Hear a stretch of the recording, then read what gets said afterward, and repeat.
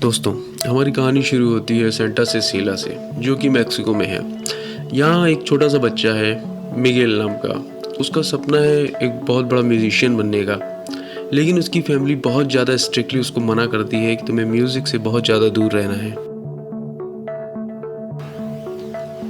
इस कहानी में दोस्तों हम देखते हैं कि उस बच्चे की ग्रेट ग्रेट ग्रैंड मदर होती है, जिनका नाम इमिल्डा होता है। वो उनकी शादी हुई थी एक आदमी से।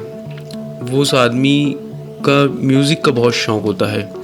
वो उसकी मम्मी को और उनकी छोटी सी बेटी होती कोको, उसको छोड़ के म्यूज़िक में अपना करियर बनाने के लिए चला जाता है और वो कभी वापस नहीं लौटता।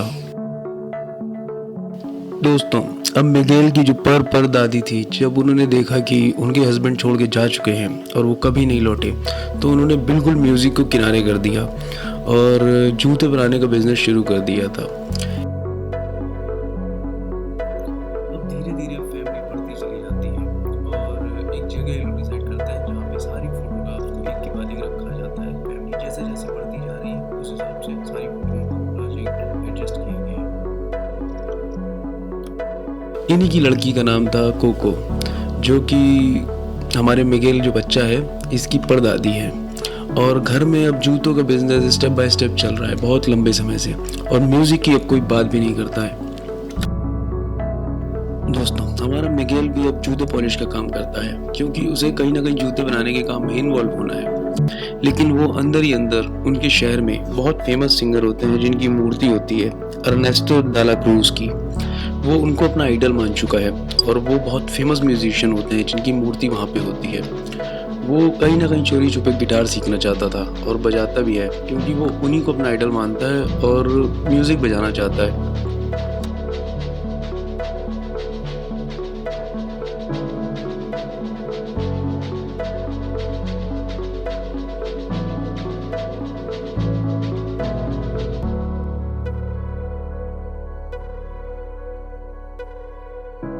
दोस्तों, इनके शहर में अब एक टैलेंट शो ऑर्गेनाइज हो रहा था, जिसमें day of the dead Maximo में मनाया जाता है। एक तरह से पितरों को श्रद्धांजलि देने के लिए एक दिन त्यौहार मनाते हैं ये लोग। उसी दिन ये लोग के यहाँ एक टैलेंट शो ऑर्गेनाइज हुआ था, तो ये चोरी छुपे उसमें पार्टिसिपेट करने के लिए पहुंच जाता है। लेकिन इसके पास पार्टिसिपेट करने के लिए गिटार नहीं होता।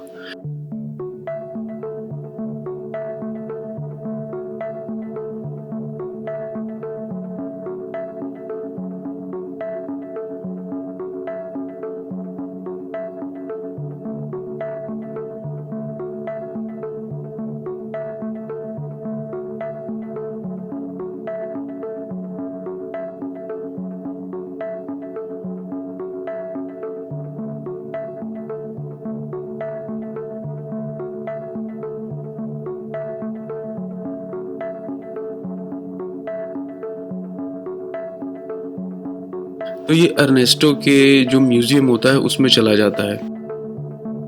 चोरी छुपे वहां से वो उनका गिटार उठाता है। अब इसके मन में होता है कि बस इस गिटार को लेके वो परफॉर्मेंस दे देगा।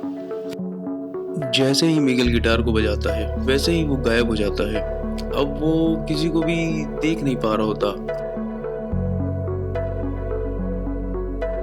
अब उससे जितने भी लोग दिखाई दे रहे होते हैं वो एक्चुअली में स्केलेटल होते हैं, जो मरे हुए लोगों की डेड बॉडी स्केलेटल के तौर पे दिखती है। वो उनको देखता है और धीरे धीरे पहचान जाता है इसमें उसके अपने रिलेटिव भी हैं जिनकी डेथ हो चुकी है। वो सब धीरे धीरे पहचानता जाता है, वो सब वहाँ पे मौजूद होते हैं, क्योंकि ये पितरों के आने का दिन था, dead of the day Mexico का। तो सब लोग वहाँ पे आए हुए होते हैं। सबको देख के हैरान होता जाता है।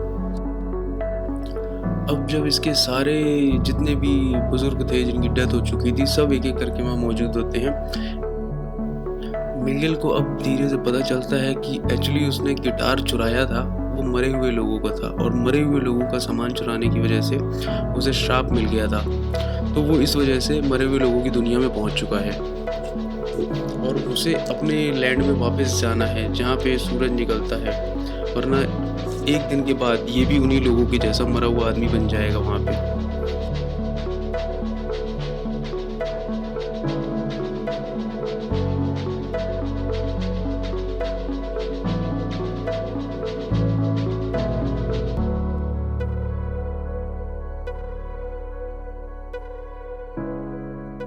लेकिन इसकी पर दादी वहाँ नहीं होती, इमेल्डा। तो वो सब हैरान रह जाते हैं कि वो यहाँ क्यों नहीं है। तब उनको पता चलता है कि जो इनका मैगेल था, इसने गलती से उनकी फ़ोटो, जो फैमिली फ़ोटो का वहाँ पे इन्होंने घर पे बनाया हुआ था, वहाँ से इसने उनकी फ़ोटो हटा दी थी। तो इस वजह से वो विज़िट नहीं कर पाती है।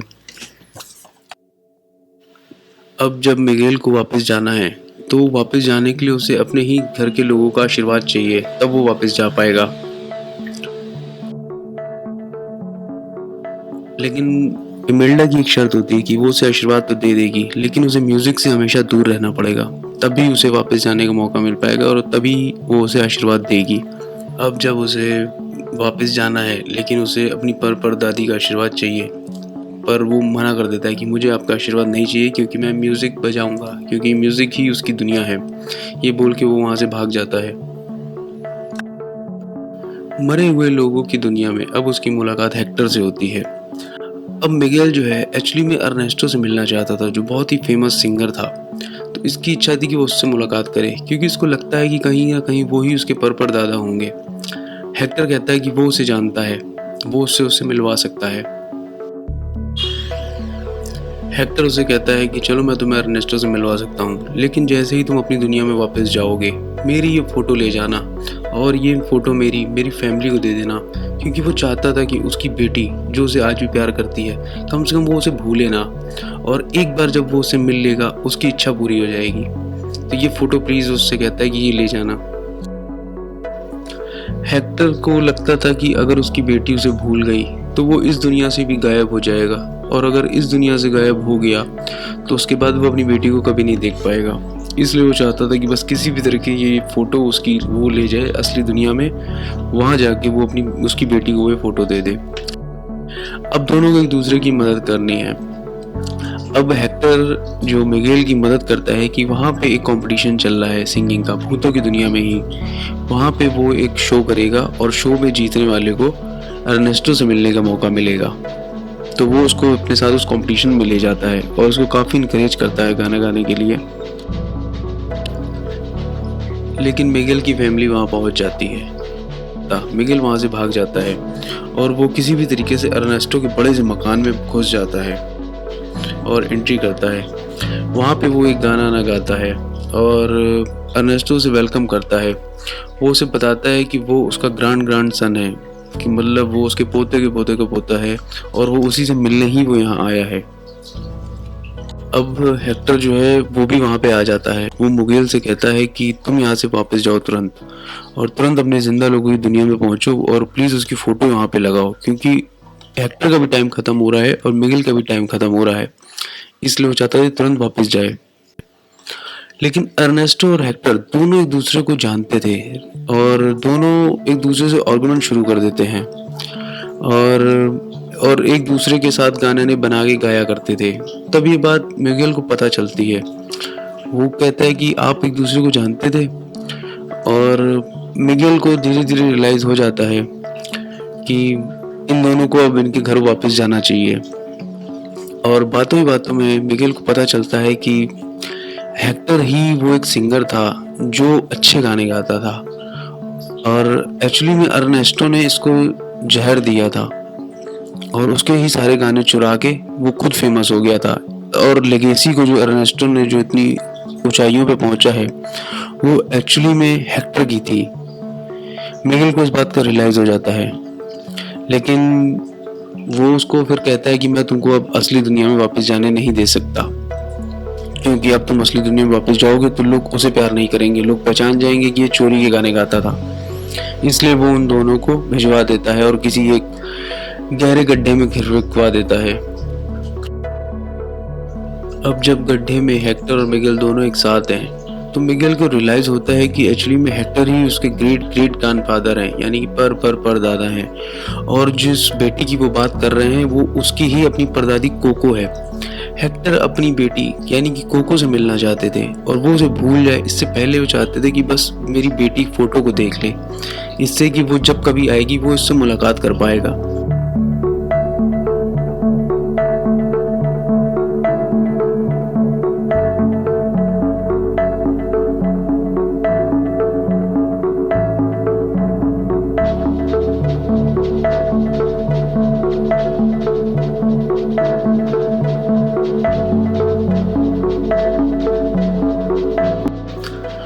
और पर इन दोनों को यहाँ से बचना भी होता है क्योंकि मिगेल का भी टाइम ख़त्म होने वाला होता है और उसको दोनों को बचाने के लिए इमेल्डा वहाँ आ जाती है और उन दोनों को वहाँ से बचा ले जाती है।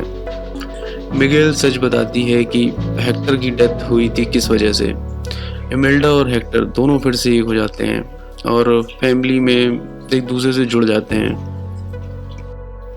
अब जब दोनों वहाँ पे एक शो कर रहे होते हैं, उस शो में हेक्टर खुद अपनी सारी सच्चाई लोगों को बता देता है कि वो क्या था। अनजाने में ही सही, गलती से निकल जाता है। अब अर्नेस्टो का क्राइम जो है ऑडियंस के सामने एक्सपोज हो जाता है और वो उसे स्टेडियम से भगा देते हैं। चारों तरफ तालियां बजती हैं हेक्टर के लिए, लेकिन हेक्टर की फोटोग्राफ्स खो चुकी है और सूरज निकलने वाला होता है।